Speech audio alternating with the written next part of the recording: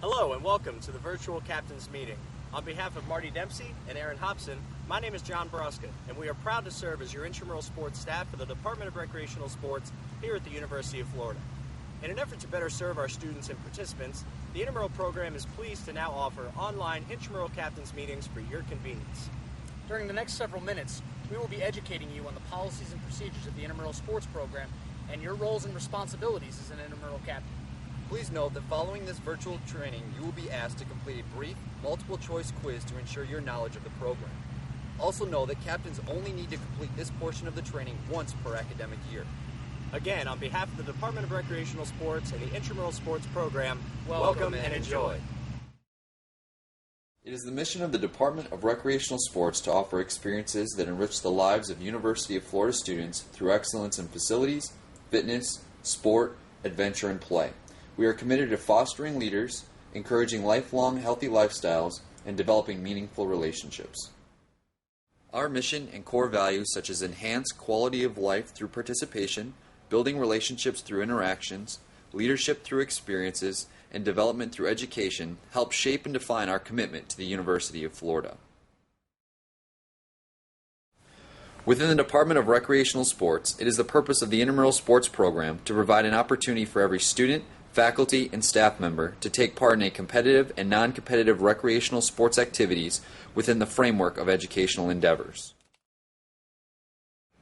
The objectives of the Intramural Sports Program are as follows: to provide opportunities for individual development through various activities, to provide opportunities for social contacts and development of lasting friendships, to provide leadership and fellowship opportunities through participation, to provide recreation for individuals regardless of skill ability, to provide opportunities which develop a positive attitude towards lifetime recreation, and to provide opportunities for personal growth and development through employment and leadership experiences. The Intramural Sports Program has a diverse staff to meet the needs of its participants.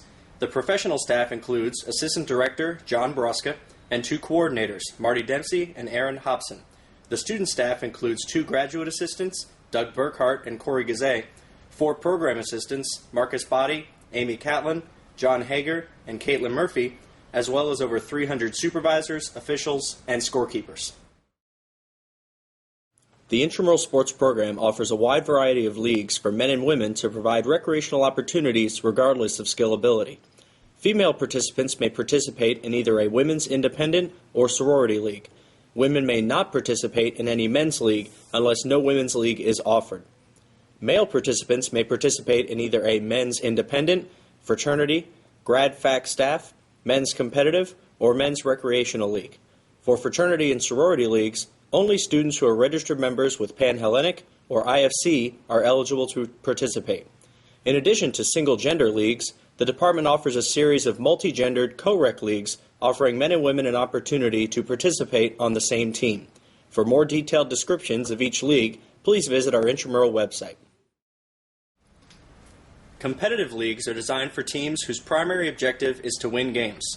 Players in this league generally have played high school varsity sports and remain active in that sport.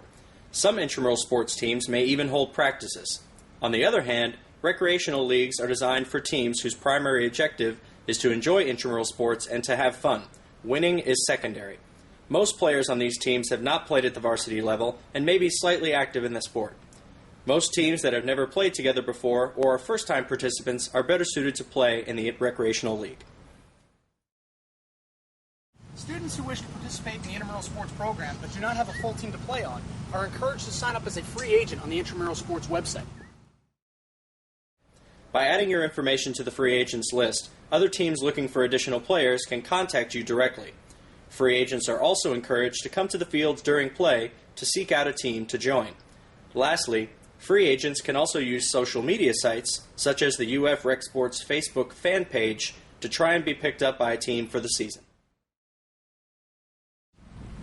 As a captain of your team, you will have a significant amount of responsibilities asked of you.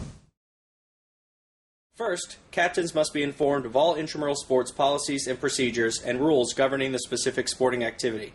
Captains are also responsible for the behavior of their entire team or spectators and are advised to choose their teammates wisely.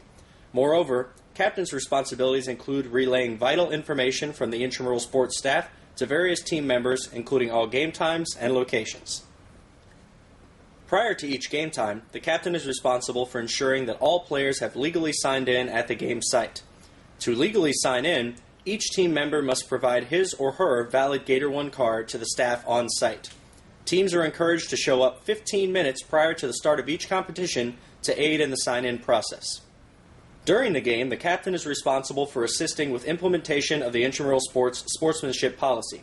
Additionally, we ask that the designated team captain be the only person to discuss rules, interpretations, and judgment calls with the officials.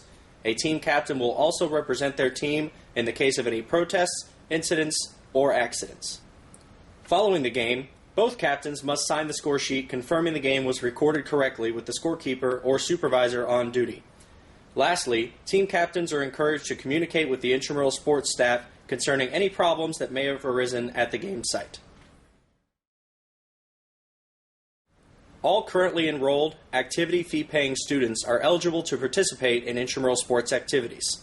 The following individuals are also eligible to participate in all indoor sports with a purchased rec sports membership or single-entry guest pass to the Southwest Recreation Center. Spouses and partners of fee-paying students. Faculty and their spouses or partners. University employees and their spouses or partners. And employees of affiliated university employers, including, but not limited to, Shands, UAA, UF Foundation, and PK Young. Please note that those participants requiring a rec sports membership must obtain a Gator 1 card that accurately depicts the person's status with the university. During summer A, B, and C semesters, students not enrolled in summer classes must be enrolled in fall classes or have graduated and been accepted to graduate school in the fall, and purchase a continuing student membership to be eligible. Alumni of the university are not eligible to participate in any intramural sports activities. Player eligibility for indoor and outdoor intramural activities remains the same, but with one clear distinction. A rec sports membership is not required for any outdoor intramural sports activities. Again, alumni of the university are not eligible to participate in any intramural sports activities. Current sport club members may participate in their related sport with a maximum of 2 club members, regardless of gender, allowed per team roster. For the purpose of determining intramural sports eligibility in the related sport, current sport club members are defined as individuals who have participated in any team practice or traveled to any sport club event to participate with said club. Current sport club members retain their sport club status for 12 consecutive months after their last participation in a sport club practice or traveling event.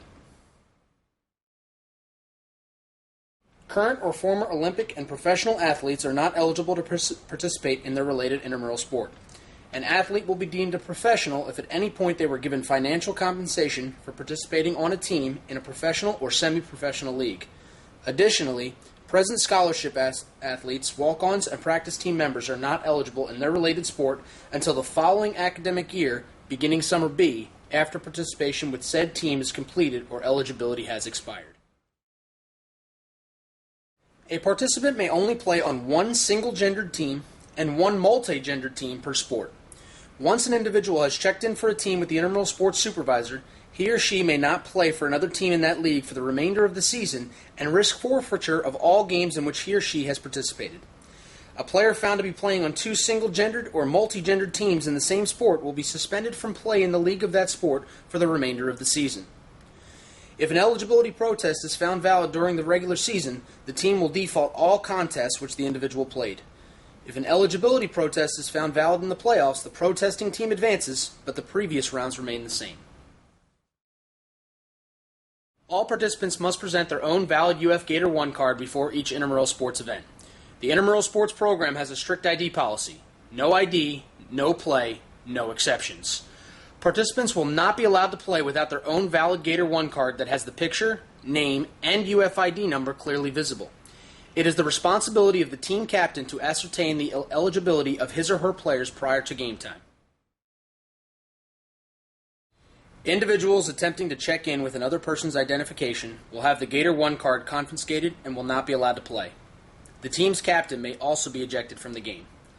The individual presenting false identification, as well as the true owner of the Gator 1 card, will be suspended indefinitely from all intramural sports events and are subject to disciplinary action by the university.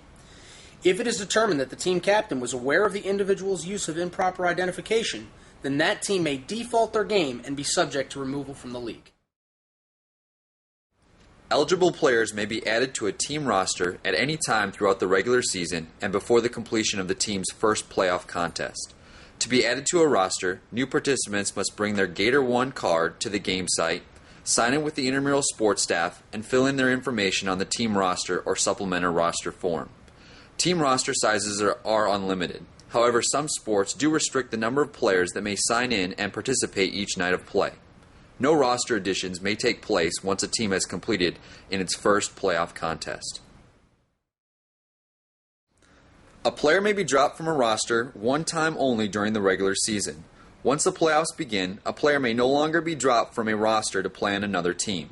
The player who wishes to be dropped from the team must bring his or her Gator 1 card to the league coordinator during office hours.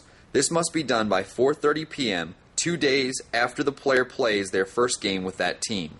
Once a player has followed the proper drop procedures, then he or she is eligible to join a different team for the remainder of the activity. Captains may also choose to utilize a coach for the purpose of providing direction to a team. Coaches will not be allowed to question the judgment of officials.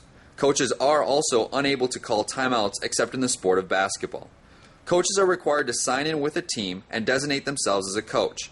However, doing so will not consider participation on two teams. Know that coaches will be penalized for inappropriate conduct and will affect team sportsmanship rating and playoff eligibility. All participants are required to wear appropriate attire and footwear for all competition. With the exception of sand volleyball, participants in all sports must wear closed-toed shoes. At no time will combat boots, metal-tipped cleats, or casts be allowed for competition. Braces are permitted with approved protective covers. Members of the intramural sports and athletic training staff reserve the right to prohibit use of any footwear or equipment deemed dangerous to participants. All jewelry including, but not limited to, rings, watches, necklaces, and Livestrong bracelets are prohibited. Placing tape or band-aids over jewelry is not allowed. Participants will be required to remove any band-aids and/or tape which, in the opinion of the intramural staff, may be covering a piece of jewelry. Religious medallions may be worn so long as they are taped to the body or tucked into the clothing. Medical alert bracelets must be taped so that the proper information remains visible. Matching colored team shirts are required for all sports of basketball, soccer, ultimate, and flag football. Teams will have the opportunity to select a team color during the sign-up process of the sport. 1- or 2-digit numbers are required on the back of all basketball uniforms and must be at least 3 inches tall. Additionally, teams are asked to always bring an alternate white-colored jersey to ensure their ability to play. If neither team has their alternate white jerseys, both teams will forfeit the contest. Teams will no longer give numerical official ratings at the conclusion of each contest. However, a comment line will remain available to aid in the improvement of our officials. We ask that your feedback be both practical and constructive, as your comments help to improve the overall quality of officiating in our program. The Intramural Sports Program expects all participants, teams, and spectators to conduct themselves in a sportsmanlike manner. Following each game, officials and supervisors evaluate team decor and accordingly issue sportsmanship points ranging from 0 to 5. Teams upholding the highest level of sportsmanship will receive a full 5 points. Teams will automatically receive a 5 rating for events that are canceled due to the inclement weather. During the regular season, captains may view their sportsmanship rating online along with all game results. A default is an unplayed game that is recorded as a loss but is not considered a forfeit. If your team knows that they will be unable to field the required number of players to compete in a contest, it is encouraged that your team utilizes the default policy. Defaulting teams will earn 5 sportsmanship points. Teams may default only once during the regular season. To default, a team captain must email the league coordinator or tournament director in charge of that sport by 5 p.m. the business day prior to the contest with their name, team name, league of play, and intent to default.